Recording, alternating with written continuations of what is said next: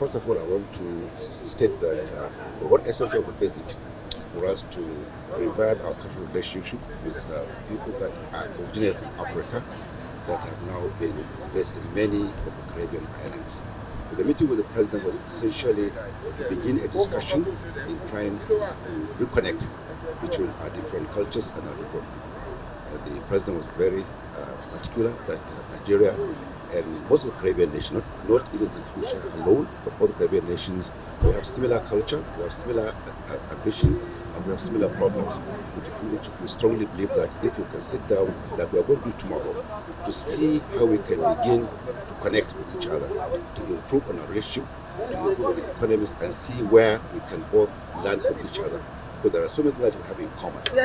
The issue of climate, which I think we have in common, rising sea levels between around our coast, because St. Lucia, most Caribbean islands are basically islands, so they face the same problem that we face in our coastal areas. So we are going to look at that. We are going to look at the area of health provision in both countries. We are looking at the issue of education, because President is going to visit a school, one of their best schools, in the next 2 days to see what they are doing. So that has been what has happened between the president and between the president and the governor general.